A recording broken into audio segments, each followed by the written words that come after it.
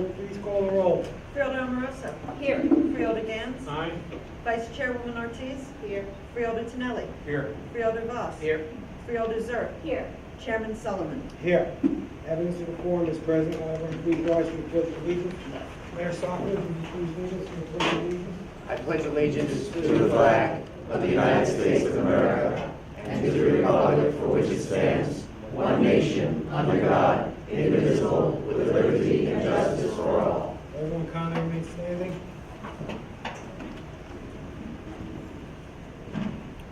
I ask that we have a moment of silence as we remember Mr. James Viola, age 91, of Fort Lee. James was a proud veteran who served his country in the Navy during World War II and was the commander of the VFW Post 2342. James helped design and promote many monuments, but he was most proud of the monument in Veterans Square in Fort Lee. He also worked as the commissioner of the Parking Authority of Fort Lee and was the vice chairman of the Fort Lee Democratic Party. Beloved husband of the late Doris Ann Viola, he is survived by his daughter, Karen Leone, and her husband, Tony, his son, James Viola Jr., and his wife, Mary Ann. He was a devoted grandfather to Laura, Michael, David, Matthew, and to his great-grandson, Mark. I ask we have a moment of silence. Thank you. Any of the freeholders like to comment? Freeholder Voss? I knew Jimmy Viola my entire life. The Viola family. The Viola family was a very integral part of Fort Lee, and Jimmy came from a very large family, and they still are giving back to Fort Lee. Tommy Myers is his nephew, and he has done a tremendous amount for the Fort Lee Film and Historical Society. But Jimmy was an icon. I have to say that he practically single-handedly brought patriotism back to the forefront in this town.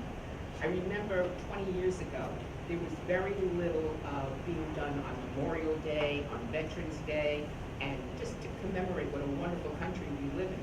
And Jimmy, with the VFW, started to say, we have to have a parade, we have to remember those who gave their lives, we have to remember those who served this country. And now Fort Lee has probably one of the best Memorial Day services and parades in the entire state. And I'm very proud of him. He worked up to the very end. He was 91, but he looked 60. He was really a fantastic guy. And he was the catalyst to so many things. If you come down Center Avenue and to Main Street, you will see Veterans Square. It is a wonderful, wonderful monument to all of the men and women who have served this country. Jimmy is going to be very, very sorely missed in this town, and we will not forget him. And I can't say enough to tell you how important he was to this town and how much he did for the residents. So God bless you, and hope we see you again in heaven. He was a great guy. Thank you, Freeholder. Any other Freeholder? Thank you. Before we get into the business of the meeting, I want to recognize a couple of people in the audience. We have Councilman Harry Sommer and Mayor Mark Sokovich of Fort Lee. Thank you for opening your building to us in your town. If there's no objections, I would like to ask the mayor to come and say a few words before we begin the meeting. No objection? Thank you. Chairman, freeholders, clerk, deputy administrator, welcome to the Borough of Fort Lee. We are so honored and grateful to have you here. Just some preliminary comments. Thank you very much for honoring one of Fort Lee's most iconic residents. Our very own Joan Voss also touched upon the impact that Commander Viola had on Fort Lee. I can tell you that as a young mayor, because now I guess I'm a middle-aged or older mayor, there were decisions I made early on, and I was always concerned about Jimmy's reaction to them, and inevitably he'd end up in the waiting room at the mayor's office, and I'd always try to go out the back door, and I could never duck him because he always wanted to make sure he gave me his opinion on everything. You know, people ask me all the time, what's the best thing that's happened to Fort Lee in the last 10 years? And I always tell them, you can't really point to any one event or any one thing. It's a new pride, it's a new enthusiasm that I think has taken over our electorate. That's what I think sums up James Viola. It's not one of the 20 monuments he put together. It's not the parades that he inspired. It's not the events that he would organize on virtually a monthly basis. It's not the additional education he provided to our kids in the school system. It's what he instilled in us, to be patriotic, to make sure we thank a vet, to make sure that we do the right thing on Memorial Day, to make sure we display a flag, and do all the things that really we should do as Americans. So Jimmy's impact on us was just changed our mentality and made sure that we remained attentive and, of course, patriotic. And let me tell you, if you didn't, you heard from him. So God bless you, Jimmy, and thank you for the impact you had on me and the 42,000 people that called this place home. With that said, Chairman, Freeholders, thank you so much for coming to Fort Lee tonight. We're honored to have you. I'm not sure why we have you in the library. I know we're about to go through renovations at our chambers. That's going to start next week, but I would hope that you please promise and come back so we could show off our beautiful chambers, especially once they're renovated. I also wanted to extend on behalf of government and all of our residents the efforts that you have made to help us here in Fort Lee. I could keep everyone here for hours if I were to tell you and list the impact that this board has had on our residents, not the least of which were grant dollars that allowed us to convert a historical property, save the property, and now in that property are veterans who couldn't otherwise afford a residence in this area. I'm not so sure if you do this another 20 years, you could possibly top that type of an accomplishment. We played a very small part in it. You were the driving force in it, and we thank you. That's one of many examples of the impact you've had on Fort Lee. We're a very proud community. We're a host community, the busiest bridge in the world. We have the biggest buildings in the county, and we're proud to have you. And again, we hope you come back soon, and welcome to Fort Lee. Thank you very much. Thank you, Mayor. Thank you. I just want to note to that the reason we are here in Fort Lee, the reason we are to take our meetings on the road is to get the word out to as many places as we can. But we wouldn't have been able to do that without the efforts of Freeholder Tonelli and Freeholder Zor, who made it a campaign promise years ago, followed through on it, and because of their efforts, along with the administration, we do take 4 meetings on the road, and we chose Fort Lee as one of them this year. But thank you for your efforts, Freeholder Tonelli and Zor. Okay. Will the clerk please read the minutes to be accepted? May 23rd, work session, Chairman Sullivan absent. June 6th, work session, Chairman Sullivan absent. May I have a motion to accept the minutes? Move the minutes. Second. All in favor? Aye. Opposed? Unanimous. May I have a motion to open the meeting to the public? So moved. Second. All in favor? Aye. Opposed? Unanimously approved. We will now have the hearing of the general public with a 3-minute time limit in effect in accordance with the Bergen County Freeholder bylaws. The board attorney will keep the time. When the time of the speaker expires, the board attorney will announce the time has expired. Please fill out the slip of paper with your name, address, and general topic you wish to speak about. And if anyone didn't fill out a paper, Michael Scheinfeld is right here. He's in the white shirt over there, so if you want to speak, go see him. Thank you. Louis Lamastra, Fort Lee.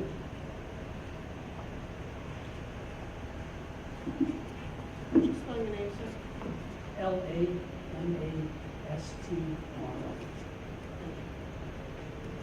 Good evening, ladies and gentlemen. I'm Will Lamastra, 44-year resident of Bergen County, currently serving on the planning board of Fort Lee, but I'm talking as a resident of Fort Lee, not a planning board member.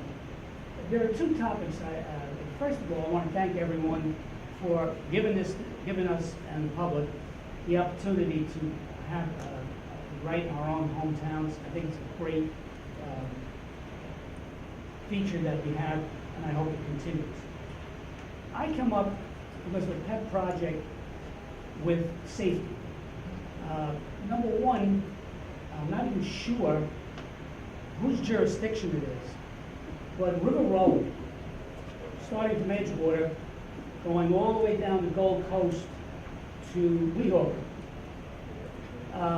is heavily traveled, and the potholes are like unbelievable over there. Now, I'm well aware of the procedures.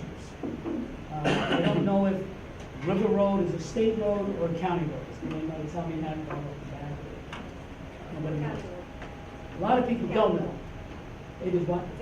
It is a county road. So what's happening there is that, you know, in order for the county to know about lights out, I'm not talking traffic lights now, I'm talking street lights, safety. Your depth of perception down here, it's dark down there. If you rode from Edgewood down to Weehawken tonight, there'd be 35 lights out. 35 lights. Safety. And, you know, I'm not blaming anybody here, but I'm just looking for more attention to that particular item. Now, you know, when you want to report a light out, you really have to report the pole number. Right. You know, and I went through all of that, and I call up in Fort Lee, and I give the pole number, and we go through the process. Not many people know, even administrators, even freeholders, even senators. When a light goes out, a county light, let's talk county light, we pay for that light if it's out for 3 years. Many people don't know that. There is a monthly fee for every one of those lights out. We're in danger, number one, and the lights are out, and we're still paying for it. People should know that, and I think we should have, I don't know what department that would be in our county, but somebody's got to look into that. Getting those lights on, at least the ones we're responsible for Bergen County. I'm going to be going to a Hudson County freeholder meeting about West New York, North Bergen, Weehawken, straight down the line, because it's the same situation. We're all riding that road. And that's the first thing, lights out and danger. Yes, I'm sorry. Sharon, can I just for 1 second to go through up the time? That's 3 minutes, Chairman. I'm gonna address them, so just. Oh, Already up? Yes, sir. I gotta come back? I mean, I have another topic. You have 3 minutes. My left. question. That's it? So just to address some of your concerns, the county only owns the street, not the street light, the traffic light. So all the poles you're talking about are more likely owned by public service. That's why when you call, you gotta report the pole number and everything else. So those are the people that are responsible for those lights that are out. County is responsible for the traffic light and the signaling of the traffic light. We take care of that, but we don't take care of the utility poles. I know, it's just that we get. No, but you said get to the division in the county that Oh, I see handles what you that. mean, yes. Well, it's not the county's issue. I just want to make that, you All right. aware of that. So that's public service, and maybe, your council people can move that quickly with public service, because it is on your property. But that's not a county issue. All those light poles you're talking about going to public service. I know they do, it's just that. But we don't maintain them. So that's what I'm trying to tell you. Okay, can I come back later? Thank you. Because there was one other topic. If we have time, and we don't usually do that. Did you have something you wanted to add? I just was still gonna explain also, we're curb to curb, Thank you. everything else is to the municipalities. Joe Cassidy, Teaneck. Could you spell your last name? Cassidy. Thank you. Hi, I live on another river road in Bergen County, in Teaneck, 30-year resident. And our town council, we've gone several times, has passed a resolution in favor of 25-mile-per-hour speed limit from Pagoda up to the Route 4. The reason being that there's a park, there were kids, soccer parents picking them up, there's no parking lot, so kids, you have to close your eyes and hope no one gets hit. It's unbelievable, cars, and now many more buses are going down River Road, because as you know, the Anderson Street Bridge has been closed to trucks and buses, and for now going on 3 years, and so everything is being rerouted down River Road in Teaneck and Pagoda and so forth. So we understand that that's a county road, and that's why myself and my neighbor are here tonight. And we, just as an aside, I was driving all through Paramus today to pick up my grandchild, and Paramus has 25 miles per hour all over the place, and even in places without schools. All sorts of places in Maywood are 25 miles per hour. So I don't understand why it would be an issue to slow down. It's 25 miles an hour in Pagoda, and then it speeds up to 35. So that's what we're here tonight to request, why we can have that stretch of River Road turned into 25 miles per hour, especially outside the fields where the kids playing soccer. Okay, thank you.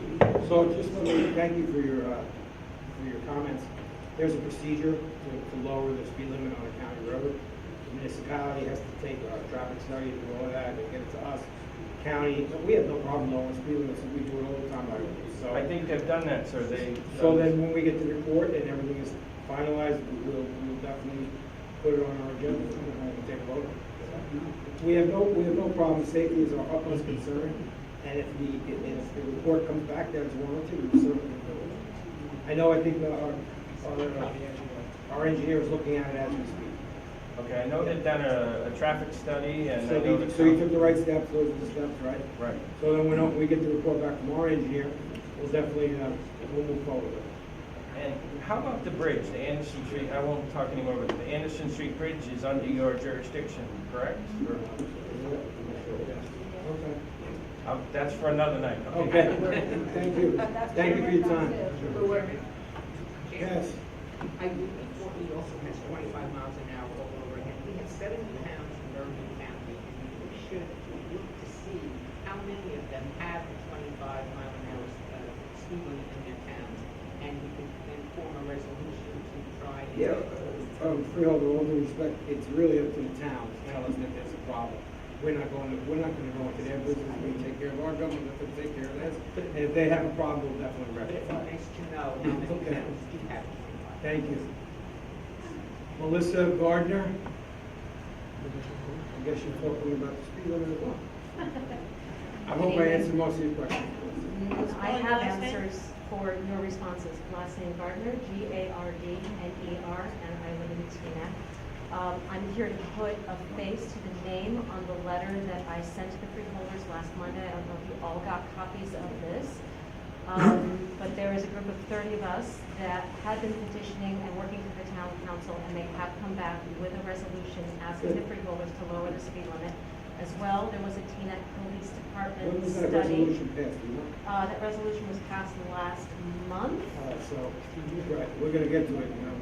meeting of May 15th. So we're only in June, so we're definitely gonna get to it. That's why I'm Right, here, yeah. just to put that there, and just to say also, to echo my colleagues' words, and that with the closure of Anderson Street Bridge and the rerouting of heavy traffic and the advent of navigation software, we have a lot of 15 tons and over traffic going 35 miles per hour past these parks.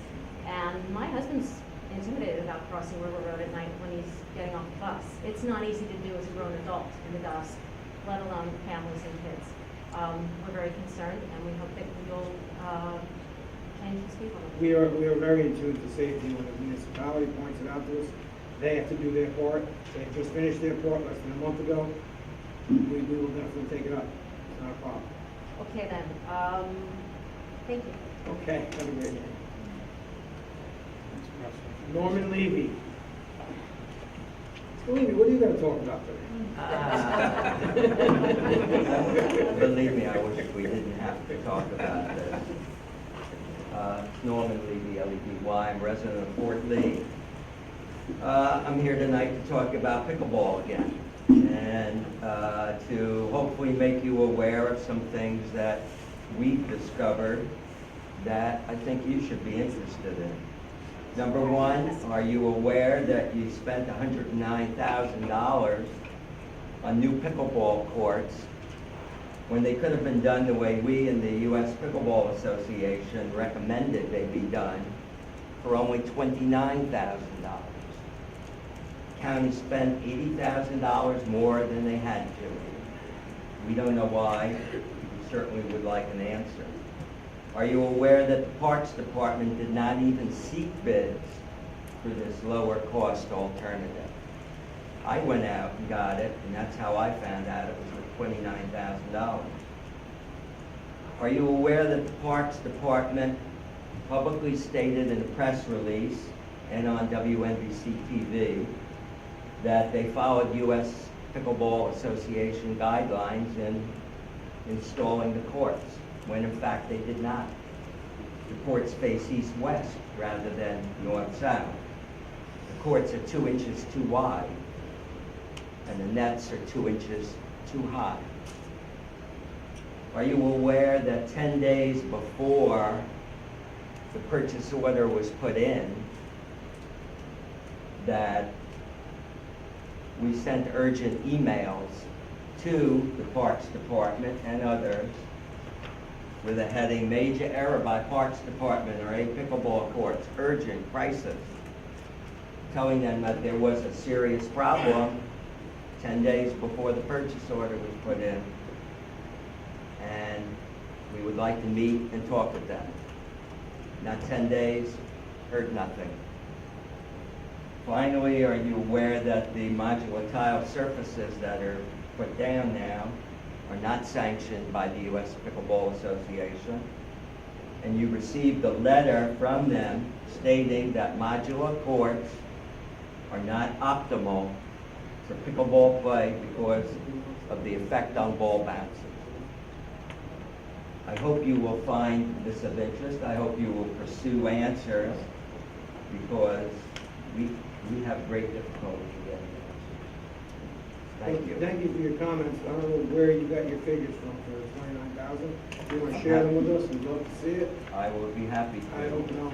Is that 3 bids? Did you get one guy you knew to give us a bid? Or? I met this morning with Mike Mongan, who's the head of park operations For when? for Bergen County Parks Department. He runs all the, Yeah, you want to move over like that. he runs the park operations. I just want to He- see, I want to see where you He, got the bids. he He kno- gave you the bids? No, he knows this fellow. This is a reputable pickleball and tennis court installer. So I just want to address a couple things, or at least make comments. You're certainly entitled to your opinion. Yeah. Obviously, we've gone back and forth for months over this, but there's some things that you have to understand as well. Because you bring your issues to us, we have conversations with the administration. The administration never said that they were going to build the Arthur Ashe pickleball stadium. What they said was that we were going to look into giving a new opportunity, recreation opportunity, to the residents of Bergen County.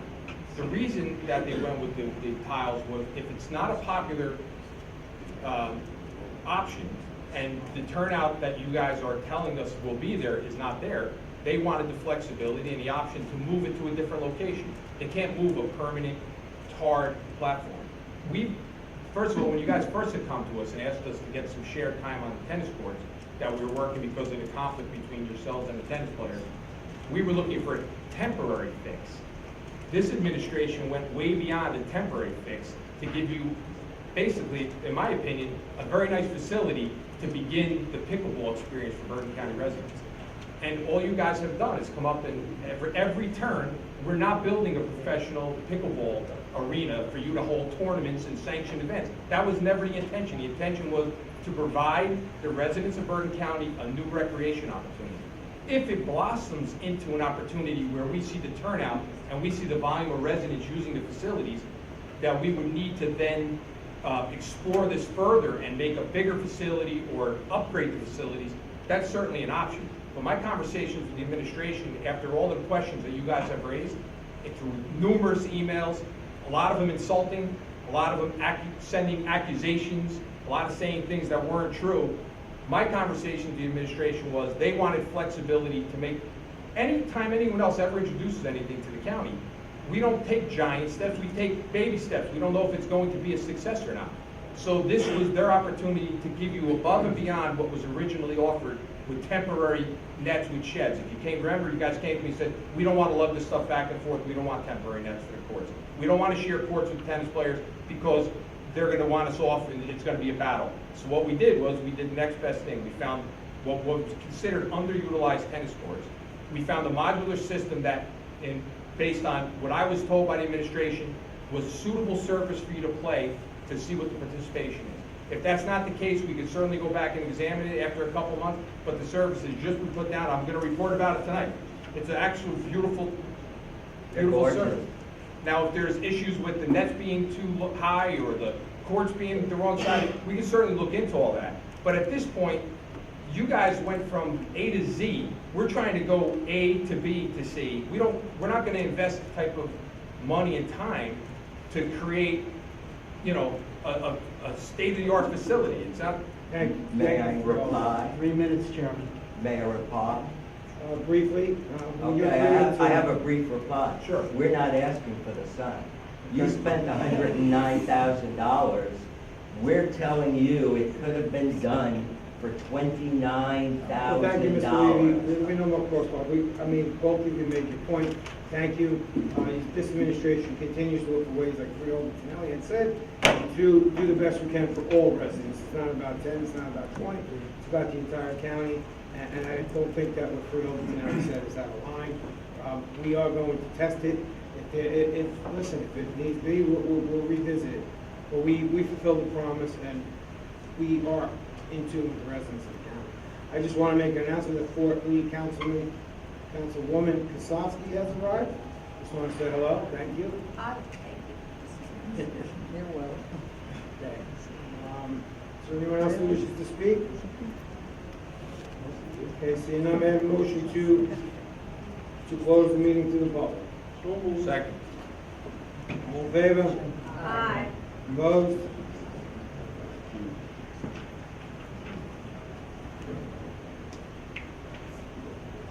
May I have a motion? Resolutions. Will the clerk read the resolutions on the consent agenda? Resolution 61318 through 64218. May I have a motion to accept the resolutions on the consent agenda as read by the clerk? So moved. Is there a second? Second. All in favor? Aye. Opposed? Motion carried. A roll call, please. Freeholder Amoroso. Yes. Freeholder Gans. Aye. Vice Chairman Ortiz. Yes. Freeholder Tinelli. Yes. Freeholder Voss. Yes. Freeholder Zerb. Yes. Chairman Sullivan. Yes.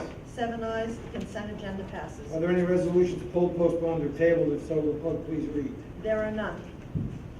We'll now have Freeholder Committee reports. Okay. Thank you. I was also given a note that Councilman Peter Sue? Sa, how you doing, Pete? He's here as well. Thank you for coming. Committee reports. Freeholder Zor. Thank you, Chairman. I want to draw attention to one of the resolutions that was on tonight's agenda. It's Resolution 614-18, where we allocated $1.6 million towards mental health to different agencies within Bergen County. We're on the ground making sure that we're providing mental health services to all of our residents. This underscores a commitment of this board to make sure that we are providing for the needs of our residents and those who most need within our county. 1 in 4 in the country deal with some form of mental health issue, and we are committed to making sure that we are providing the services at all steps along the way to make sure that people get the treatment, the help, and the support so that they can go on and live in the most meaningful and productive manner. I also want to draw attention to something amazing that happened this past week. Kids Spot Park in Rutherford opened.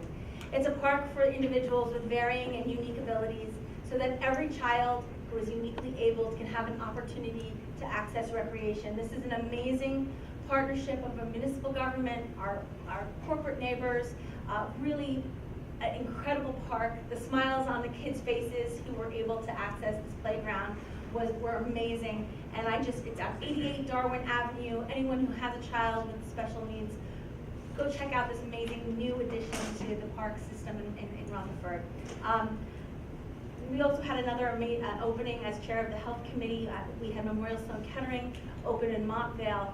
Once again, an incredible partnership between MSK and Hackensack Meridian to be able to provide individuals in our community with top-notch health care.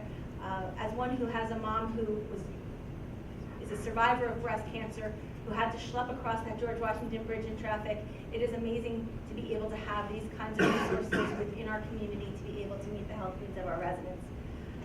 This past week marked 2 amazing graduations, both for our Bergen Academies and our Bergen Technical School. I was not able to attend the one in Paramus, but heard that was amazing as well. These kids who are going on to the next chapters really were incredible, and they show us every single day why our investment in education, why this board's decisions to continue to fund education and to restore the over $5 million that was cut out of our education budget by previous administration, why that is so important. Because the opportunities that are being availed to these children, the way that they're encouraged to ask questions, the way they're encouraged to seek answers, those are really the fundamental way that we're going to serve our community going forward. Another way we're serving our community is we have a whole bunch of interns in Bergen County. We had our first intern tour this week of the Bergen County Utilities Authority. Part of our internship program within the Freeholder Board and within the rest of county government is to give our kids hands-on opportunities to see what county government actually does. This week they got to see what happens when you flush your toilet. And it was certainly eye-opening and nose-opening, but it was really an experience for them to really get to understand the breadth of the infrastructure that our county invests in to make sure that our residents are healthy and our environment is secure. And on that note, Chairman, that is the end of my report. You had me at toilet. Freeholder Tinelli. So Bergen County Teen Arts Festival was held on June 20th. We had an opportunity to recognize some of the best young artists in the county for their outstanding work.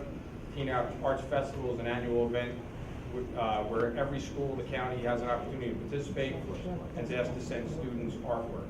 I hope that all the students are participated, stay inspired, and continue to follow their passion. On June 24th, Tenafly held their first Pride Parade, celebration of June being named Pride Month in commemoration of the Stonewall riots that took place in June of 1969. I'm proud that so many towns in Bergen County have embraced these events and joined us in supporting the LGBT community. June 14th, North Arlington had their flag retiring ceremony. Each year, North Arlington holds a flag retirement ceremony run by the Knights of Columbus with the help of the VFW, North Arlington Fire Department, and the Cub Scouts Troop 120. They spend the year collecting old, worn-out American flags and properly retire them with the respect they deserve. It was a solemn event meant to show respect for the flag, but also for our troops, both home and abroad, and a tremendous opportunity to teach our young about respect and honor. Tonight, we also passed 6 new shared service agreements, continuing the commitment this board and the administration has in working together with the municipalities to save money. And like I mentioned a little bit earlier, I'm happy to say that the pickleball courts, although there may be some issues that need to be looked into as far as dimensions, but the pickleball courts are up and running, and most of the information we've gotten, at least from the administration, has been positive. So that concludes my report, Chairman. Thank you. Thank you, Freeholder. I believe Paramus uses the same style of courts, if I'm not mistaken. Vice Chairwoman Ortiz. Thank you. Thank you, Chairman. I wanted to discuss Resolution 631, which is Emerson's request to relocate bus stops on Kinderkamak Road. This is the last part of the project of widening of Kinderkamak Road. And I just want to thank again the county executive and the Freeholder Board, because it's another example of a shared agreement which we had between the county, the town of Emerson, and the New Jersey Transit. It was crucial. We have about 40,000 motorists that travel through Kinderkamak Road, which goes north and south, south-north. And it's basically the main artery, and it was just becoming problematic also with the train station and the lack of light. So I just want to thank them again. It's been great just for safety concerns, flow of traffic, and it was just great for the Pascack Valley area. So again, I thank them. Going on to interns, I didn't get a chance to thank my intern last week, but we attended the LGBTQ Pride flag raising in Westwood, and I would like to thank the GSA, which is Lauren Catalano, Sydney Lewis, Jackie Rasta, and my intern, Eric Kopp. And I know there was a lot of debate over raising this flag, but I just want to thank you for all your hard work and for being so engaged and just being so involved that you made it possible. And you made Westwood an inclusive community that you should be proud of. I also want to congratulate you on your graduation and wish you all the best at Hamilton. A lot of great things are coming ahead. And I also wanted to discuss, the 880 News just did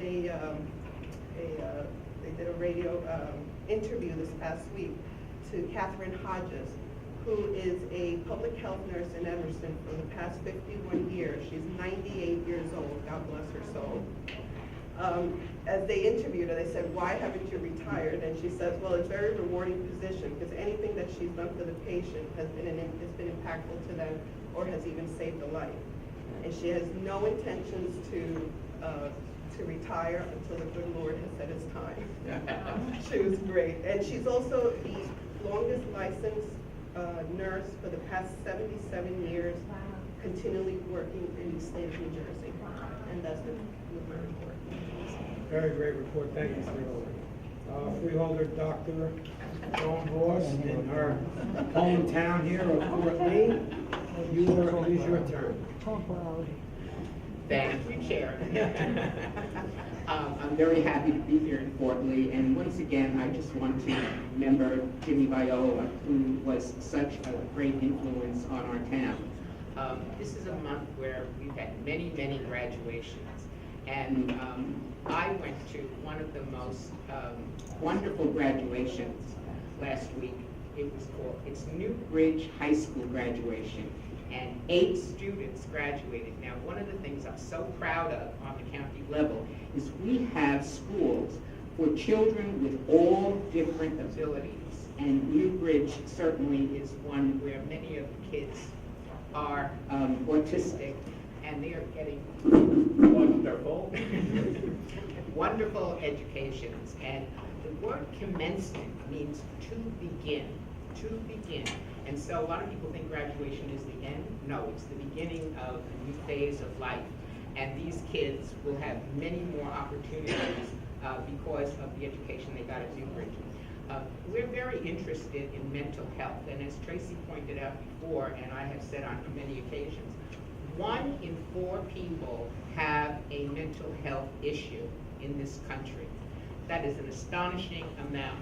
And here in Bergen County, we just celebrated the 40th anniversary of our disability department.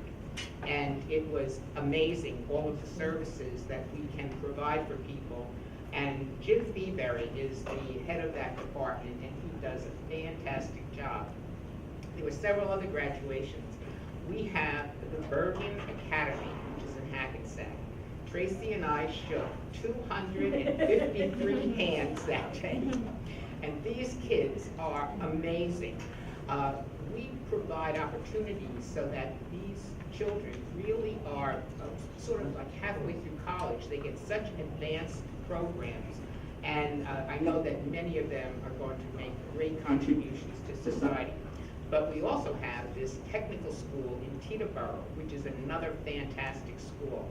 And we provide educations for kids with all different abilities, and we want to bring out the best in all of them. And of course, we have the vocational school in Paramus, which is absolutely fantastic. And I say to young people, think about the different crafts and the different professions, like being an electrician, being a carpenter, being a plumber. These are jobs that are really, really, really needed, and we provide excellent education facilities for them. And just one last thing. The 4th of July is going to occur very, very soon. And I was talking about patriotism. Well, this is definitely one of the most important holidays that we can observe.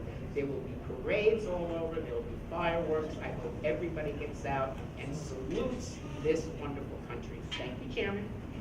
Thank you, Freeholder, Fort Lee resident John Voss. Lifelong. Freeholder Gantz. I yield my time. Can't hear I yield my time. My hearing aids Thank you. are being fixed. Freeholder Can't hear a Amoroso. word. I'm sorry. Come closer, please. I made a mistake by coming. Is it No, the- no, we don't have Isn't there the hearing? Right, show her what she should be saying. So Thank you. No, I can't hear it, so. And you can sit there. I can read it? Yeah. We have all That's sit good, down. that's good. Full service. Good evening. We are happy to be here in Fort Lee. We know this is Joan Boss country. Joan lives in Fort Lee in a house that was built, I believe, by your parents and your grandparents. And we love Fort Lee in part because we love Joan Boss. And Joan Boss loves Fort Lee. We also love Fort Lee's mayor and council, and we are very happy to have met a member of your planning board. Always a nice thing. Let me tell you about a couple of meetings I attended as a freeholder. On Tuesday, I attended the Bergen County Human Services Advisory Council. There were a couple of issues that came up I'd love to discuss. Child care subsidy rates. These are subsidies from the federal government funneled through the state. These subsidies are so low that child care centers are going out of business. They can't live with the rate of the state child care subsidy. 44 centers in Newark have closed in the last 5 years. In Bergen County, Children's Aid and Family Services closed its center for that reason. Also, fewer home daycare providers are registering to be state licensed family child care providers. These are people who babysit kids in their homes. In Bergen County, we had 300 licensed family child care providers 10 years ago, and less than 50 today. Family daycare providers are still taking in children, but they don't want to or can't afford to deal with the mountain of state regulations. So people can still bring their kids to unregistered family providers, but people who receive the child care subsidies cannot use unregistered providers. There is a state plan under review to increase child care subsidy rates slightly, but there is a crisis. They also talk about code blue. That is the state mandate that police officers pick up unsheltered homeless people on the streets if temperatures drop below 32 degrees. I know it's hot now, but at a recent statewide Human Services Advisory Council meeting, OEM directors around the state say they want to pull out of Code Blue because they don't know what to do with the homeless during a Code Blue situation. Bergen County is in good shape because we have a wonderful homeless shelter, and apparently Gloucester County has a good volunteer program. But otherwise, this is one of those unfunded state mandates. Emergency management directors just don't know what to do. Third, the state recently, like in the past few days, let the counties know that it is enforcing a state rate starting at $55 per night to shelter homeless families who are not eligible for TANF or welfare to be in hotel rooms when they're homeless. Bergen County had negotiated a bargain basement rate starting at about $89 a night for those homeless families in a nice hotel, Ramada in Rochelle Park. But at $55 a night, they'd have to go with cheaper hotels that are not considered family-friendly environments. I also attended the monthly meeting of the Greater Bergen Community Action Program. Hackensack, as we've been seeing, is undergoing a building boom. There are 4,000 new residential units expected around the Main Street area. Greater Bergen is part of that with its 240 Main Street project rapidly going up. The developer working with Greater Bergen says the project is on track to get a temporary certificate of occupancy in October. Okay, thank you. Okay, thank you, Freeholder. First, I want to thank, once again, the mayor and council for being here and opening your town to us. We really appreciate it. Thank you very much. Tonight, resolutions were passed in which the county entered into shared service agreements with the borough of Midland Park, Aspen Heights, Rutherford, and Alpine for sharing of the county-owned emergency and non-emergency equipment. Additionally, a resolution was passed in which the county entered into a shared service agreement with the borough of East Rutherford to have access to county-owned street sweeper when needed. We continue to bring these things up because this is the way we can all get together and save taxpayer dollars. there's no need to have 70 different street sweepers in the county. If we could be the pivot person, we certainly will, and then we continue to look for ways to save our county money, as evidenced by our 0% tax increase this year. The Freeholder Board continued its commitment to mental health by approving over $1.6 million in appropriations this evening. This is something we've all strongly supported, and the action tonight is proof of that commitment and support. I know a few people mentioned it already, Memorial Sloan Kettering, with partnership with Hackensack Meridian. Hackensack opened up in Montvale, happens to be my town, we're not Fort Lee. It is just it's a wonderful access to not only for residents of Bergen County. The reason it is there is you have Rockland County as well. You know, we all know New York may not be too far, but finding a parking spot in New York is half the battle. It's a beautiful facility with ample parking. It was built union, which makes me happy, because the workmanship on this building was really second to none. We had the opportunity to tour it, and it was just a phenomenal site. And we welcome Memorial Sloan Kettering to Bergen County, and we firmly believe, with the county executives' plan in place, that we could be a hub for a lot of medical services here in this county, with the office buildings that we have and areas that we have to bring better medical service to everyone.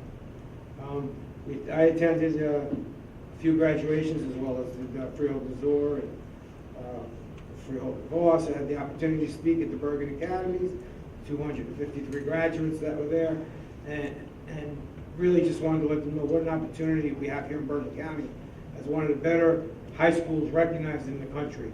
And those children worked their butts off, and it was very nice to see them graduate and have the opportunity to speak to them. As well as I also attended the Paramus Technical School graduation. I know Freeholder Zora went to the Teterboro one. And it's just wonderful to see that the money we invest in these individuals, that it comes back tenfold.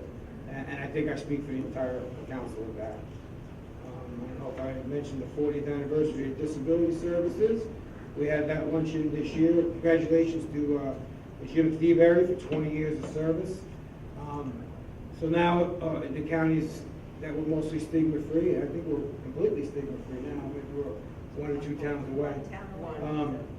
Jim's also pushing access for all, which is tied right into the disability. And I know I'm bringing it back to my town.